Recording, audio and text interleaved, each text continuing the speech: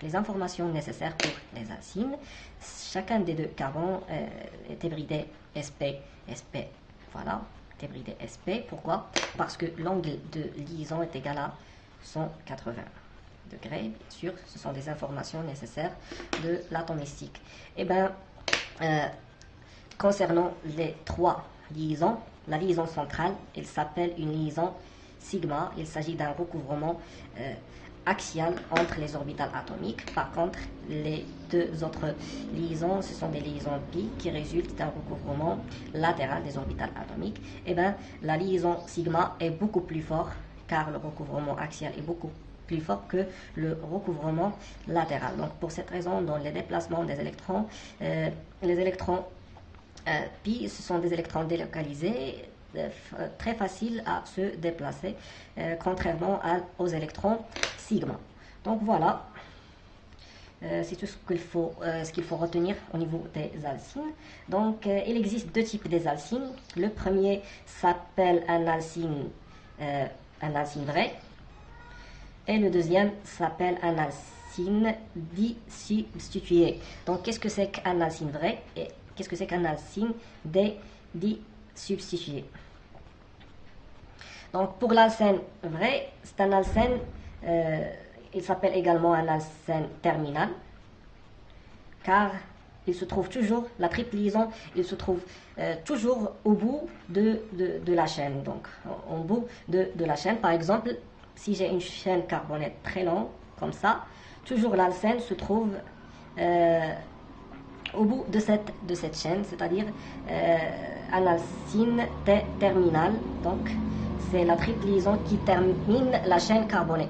Par contre, l'alcyne disubstitué, donc je suis désolé vraiment pour cette représentation car il ne respecte pas la géométrie de la molécule. Donc pour cette raison, je vais essayer de la refaire comme ça. Voilà.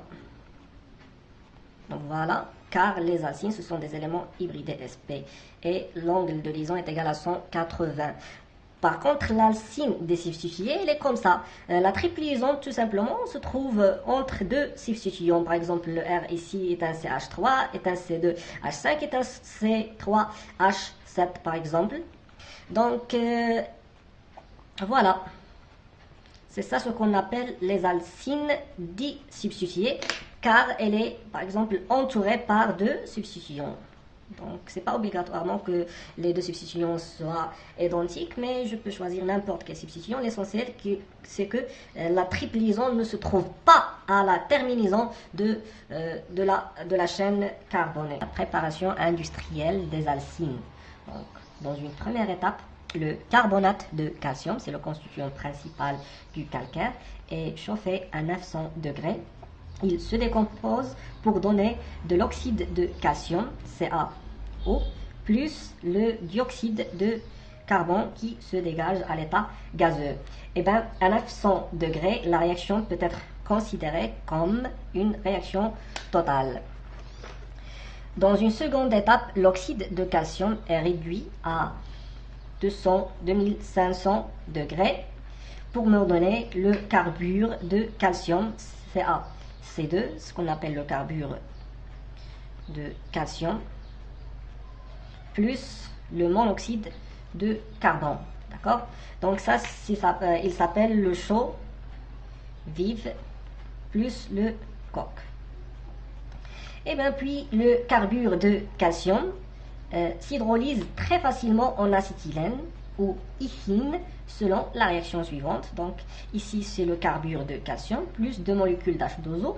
Il va me donner l'éthine ou bien l'acétylène. C'est la même chose, l'éthine d'après les lois de la nomenclature, ou bien un nom par convention qui s'appelle l'acétylène. D'accord? L'acétylène. Donc à chaque fois que vous entendez ce mot, l'acétylène, il s'agit d'un alcyne. Faites attention pour ne pas confondre aux alcènes. Plus le CaOH2 ou bien ce qu'on appelle le chaud éteinte. Le chaud éteinte. Donc voilà, c'est ça la préparation industrielle des alcynes.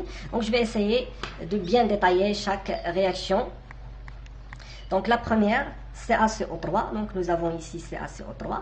Donc à chaque fois que vous voyez une molécule CO3, donc il faut bien remarquer qu'on aura une décomposition de CO2. Donc il ne reste qu'un seul oxygène qui va former une double liaison avec le calcium. Pour la deuxième réaction, nous avons ici 3 carbone plus CaO.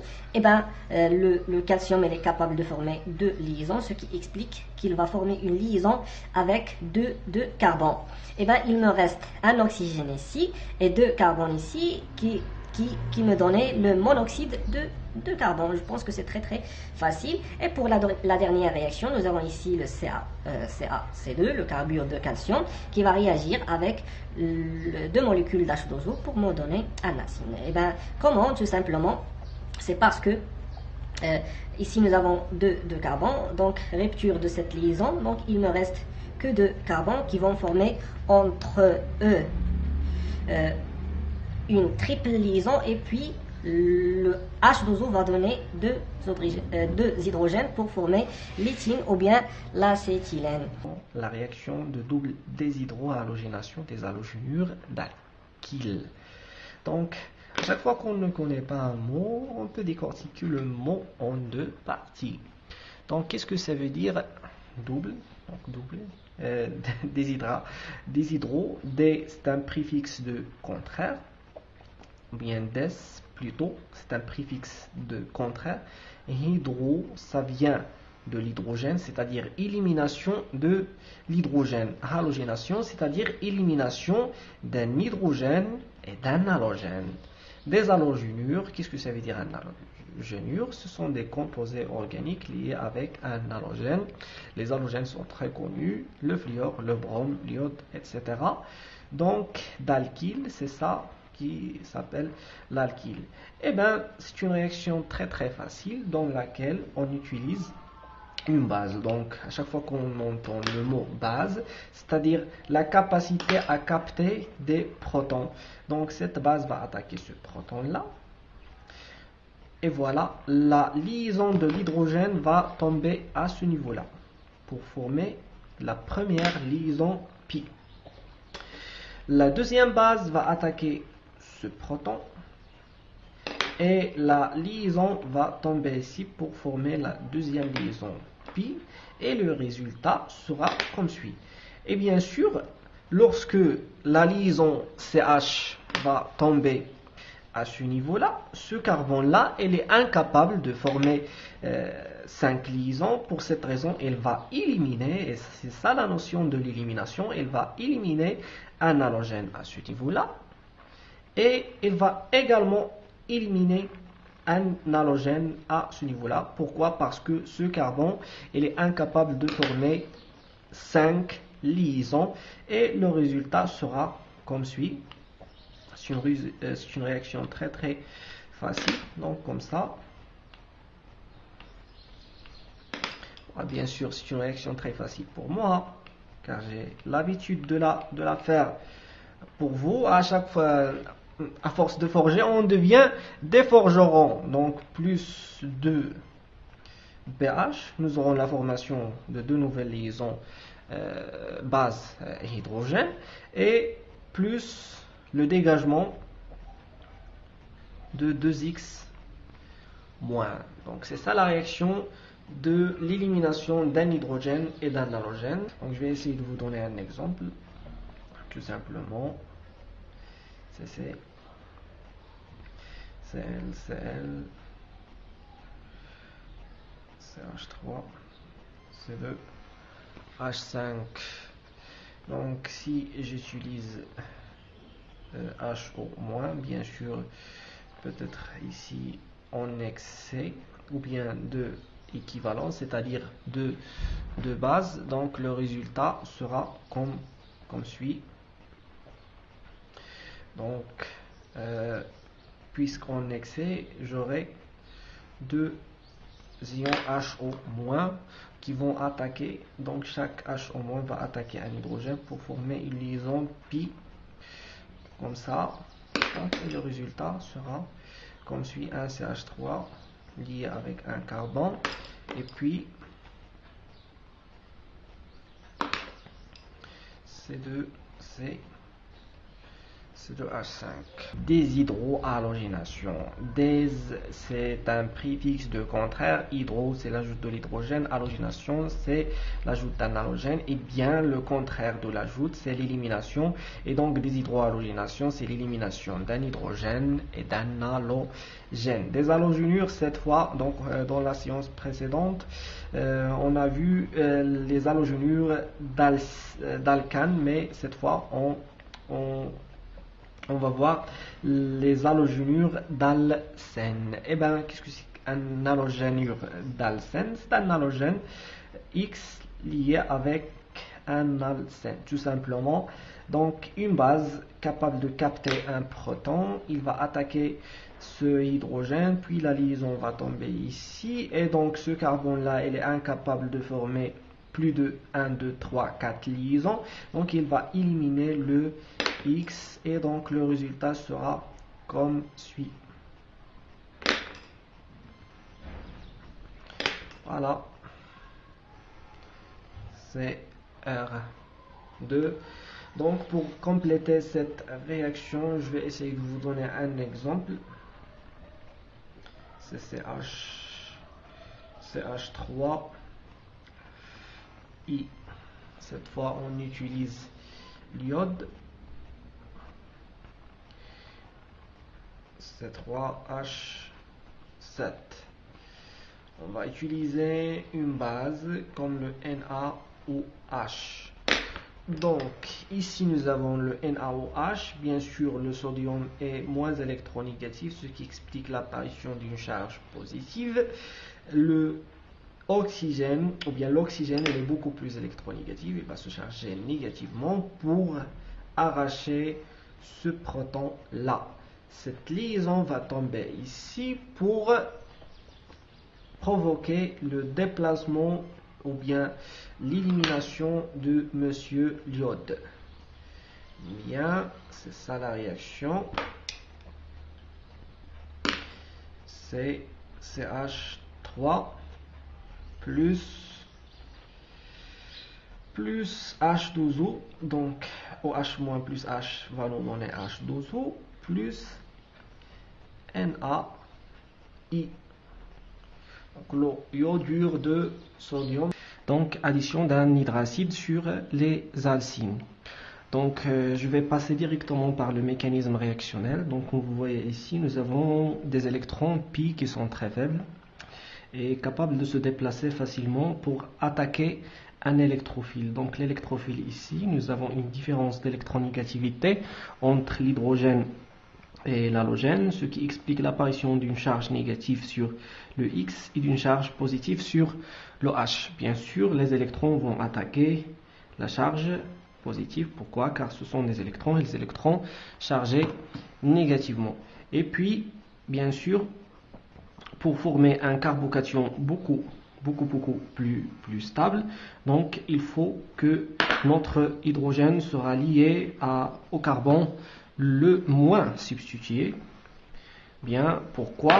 C'est tout simplement pour former un carbocation beaucoup plus stable. Voilà, et après nous aurons l'intervention de deuxième, donc du nucléophile X1U-, donc l'addition nucléophile. Donc le nucléophile va attaquer, puisqu'il est chargé négativement, va attaquer la charge positive. Donc notre nucléophile ici, c'est pas Nu-, pardon, mais c'est X-. Donc c'est le X- qui va attaquer la charge négative. Pourquoi? Pour me donner la formation d'une nouvelle liaison entre le carbone et le X. Et puis la deuxième étape sera l'intervention du deuxième acide, ou bien hydracide, HX. Comme l'habitude, nous avons delta- sur le X, delta plus sur le H, et donc la liaison pi va attaquer le proton. Donc c'est une deuxième réaction d'addition électrophile. Donc le proton sera lié au carbone, bien sûr, le moins substitué pour former un carbocation beaucoup plus substitué. Donc nous aurons un résultat comme ça. Donc RCX, donc formation d'une nouvelle liaison carbone-hydrogène, très bien. Et puis formation d'un carbocation beaucoup plus stable. Donc vous pouvez me dire que le X exerce un effet inductif attracteur, moins I, qui va se déstabiliser ce carbocation.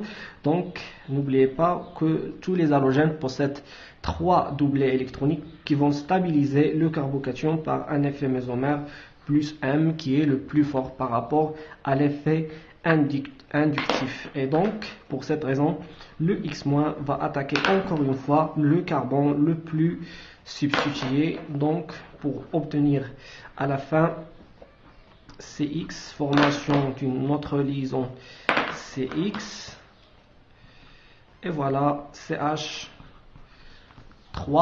Donc comme vous voyez ici, l'addition d'un hydracide sur les alcynes nous donne que les deux X se fixent sur le carbone le plus substitué. Donc ces deux halogènes s'appellent deux halogènes géminaux. Qu'est-ce que ça veut dire géminaux? C'est-à-dire, donc le singulier c'est géminal. Qu'est-ce que ça veut dire géminal? C'est-à-dire que les deux halogènes sont portés par le même carbone. Addition de dihalogènes. Donc je vais essayer de passer directement par le mécanisme de cette réaction.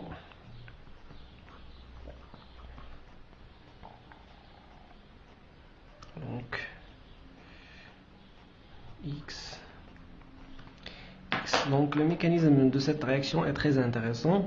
Donc ici nous avons des électrons pi qui sont très faibles et qui vont conduire ou bien provoquent la polarisation de la liaison XX, malgré que cette liaison est covalente. Mais lorsque le X est plus proche d'un centre riche en électrons, donc cette liaison va être polarisée. Voilà. Et donc nous aurons un carbone, un X chargé négativement et un halogène chargé positivement. Donc cette liaison va attaquer ce X. Donc il va attaquer ce X pour me donner, voilà, CC R'. Et donc le X sera lié à ce carbone. Et n'oubliez pas que le X possède 3 doublets électroniques. Et donc nous aurons l'apparition d'une charge positive ou bien d'un carbocation sur ce carbone là. Bien sûr, cette liaison va attaquer le carbocation et donc nous aurons la formation d'un intermédiaire réactionnel qui s'appelle l'ion halonium. Donc RC. Donc le X qui va former une nouvelle liaison temporairement, puisque le X, les halogènes, ce sont des composés monovalents, donc ils forment une seule liaison, mais temporairement. Voilà, le X sera chargé positivement car il a perdu un électron pour former une liaison avec le carbone. Donc il nous reste que 2 doublets électroniques sur le X. Et bien l'étape suivante, c'est que le X- qui nous reste, parce que cette liaison a été rompue d'une façon hétérolytique. Donc le X-, il va attaquer l'un des deux carbones et puis nous aurons la rupture, voilà, la rupture de cette liaison. Pourquoi? Parce que ce carbone-là est incapable de former plus de 4 liaisons. Donc comme ça, nous obtenons à la fin CC, voilà, R', donc nouvelle liaison CX. Voilà, nouvelle liaison CX, et puis une autre nouvelle liaison CX, R, voilà. Donc comme vous voyez ici, les deux X se trouvent dans deux côtés différents, donc ça s'appelle une anti-addition qui me donnait un produit, bien sûr, un produit, les deux X se trouvent dans deux côtés différents, c'est le E, le stéréoisomère E, voilà. Donc je vais essayer de vous donner un exemple pour bien maîtriser les idées. Donc pour fixer nos idées, je vais essayer de vous donner un exemple.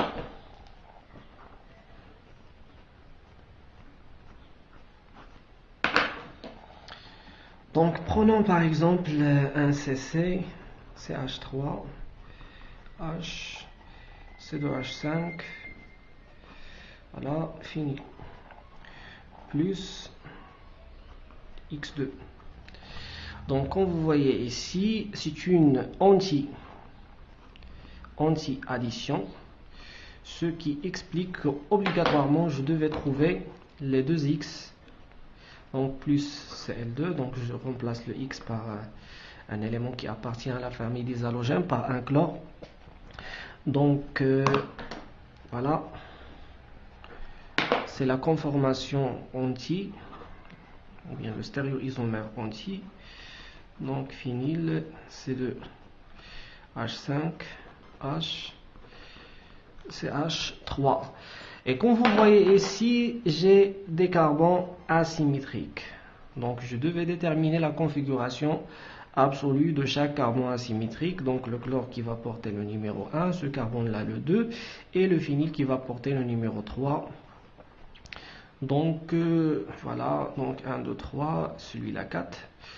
Donc c'est R, d'accord, donc c'est R, et puisque l'élément 4 est en avant, donc c'est S, ça sera S.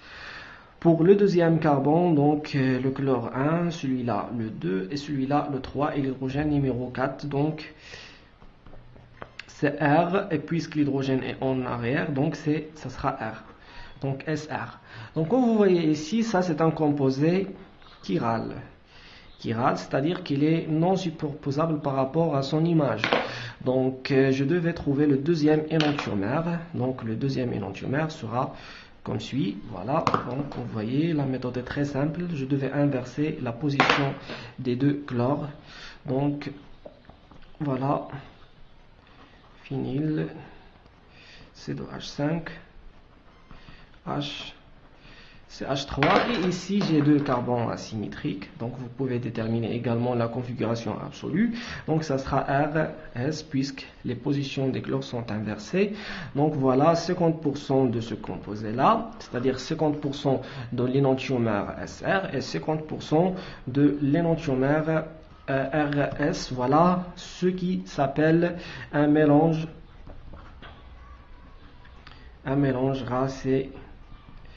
racémique. Voilà, réaction d'addition de l'eau sur les alcynes, ou bien l'hydratation des alcènes, bien sûr, des alcynes, pardon. Donc l'hydratation des alcynes se fait en présence des sels mercuriques. Qu'est-ce que ça veut dire les sels mercuriques? C'est-à-dire les ions Hg de plus. Donc les ions Hg de plus, bien sûr, qui provient de la molécule HgSO4. Voilà, donc cette molécule va me donner Hg de plus, SO4 de 2-. Voilà, donc le résultat, je vais essayer de préciser donc le mécanisme de cette réaction.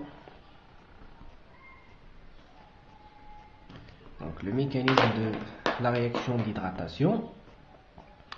Donc CH en présence de Hg de plus, donc Hg qui possède deux charges positives. Donc chacun des deux charges positives va être lié avec les carbones, donc pour former un élément qui s'appelle, voilà, pour former un intermédiaire réactionnel, donc comme ça, RC CH, donc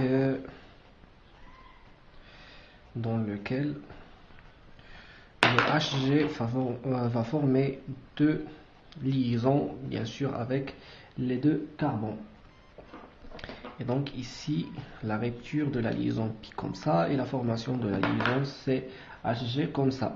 Et puis la molécule de H2O, voilà, qui possède, donc l'oxygène il possède deux doublets libres, donc des électrons qui vont attaquer le carbone le plus substitué, ce qui explique que cette réaction est une réaction régiosélective de régiosélectivité Markovnikov, c'est-à-dire que le H2O va attaquer le carbone le plus substitué et puis la rupture bien sûr de cette liaison. Très bien, donc c'est CH, donc formation d'une nouvelle liaison carbone OH et puis Hg à ce niveau-là. Donc H2O, bien sûr l'oxygène puisqu'il a perdu un électron pour former une liaison, donc il sera chargé positivement. Et puis donc le Hg, déjà il possède deux charges positives. Pourquoi? Parce que le carbone est beaucoup plus électronégatif.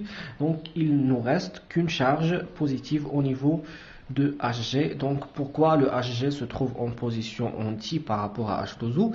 Parce que d'après la loi de Coulomb, les charges positives, les charges de même signe se repoussent et les charges de signe opposé s'attirent. Donc je répète, les charges de même signe, par exemple deux charges positives ou bien deux charges négatives, ils se repoussent. Donc ils cherchent à être le plus éloigné le maximum possible. Donc pour cette raison, le Hg se trouve en position anti par rapport à H2O.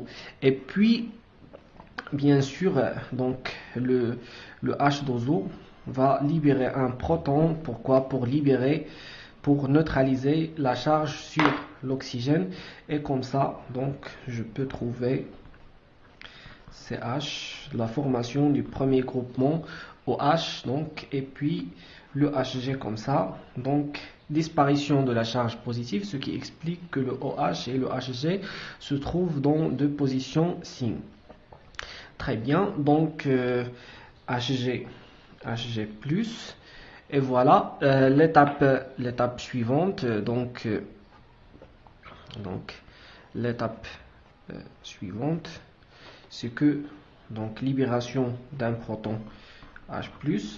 Donc ce proton H+, donc cette liaison va attaquer le proton H+, et donc libération de Hg de plus. Voilà, donc Rc OH, double liaison CH et formation d'une nouvelle liaison carbone hydrogène plus libération de Hg de plus. Pourquoi Hg de plus?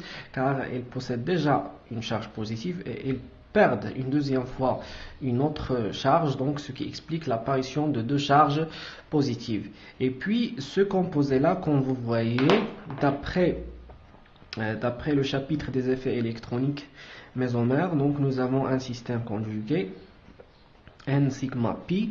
Donc ces électrons N vont se déplacer ici, voilà. Le carbone est incapable de former plus de 4 liaisons, donc ce qui explique que la liaison pi va se déplacer vers le carbone, et puis donc nous aurons un composé comme ça. Donc ce composé là, il s'appelle énol. Il est énergétiquement instable à cause de l'effet inductif, de l'effet mésomère, ou bien de la mésomérie. Donc apparition d'une charge positive sur l'oxygène, et puis CH, apparition d'une charge négative sur le carbone car il a gagné un électron. Et donc puis l'oxygène va essayer de neutraliser sa charge, et puis la charge négative va attaquer le proton H+. Donc comme ça nous aurons finalement un composé très connu. Donc une nouvelle fonction, c'est la fonction cétone. Voilà. Donc finalement, l'hydratation des alcynes conduit à la formation des cétones. Donc concernant le passage d'un forme énol vers un forme, donc ça s'appelle cétone. Donc c'est un équilibre qui se déplace, voilà, avec un pourcentage très grand vers la forme cétone car c'est le plus stable. Donc cet équilibre, il s'appelle un équilibre, c'est très intéressant, un équilibre. Voilà, regardez, céto, ça vient de cétone, donc céto-NO énolique, ou bien il s'agit d'une isomérie. Donc ce sont deux isomères de fonction, c'est-à-dire qu'on ne diffère que par la fonction. Ici j'ai une fonction alcool et ici j'ai une fonction cétone.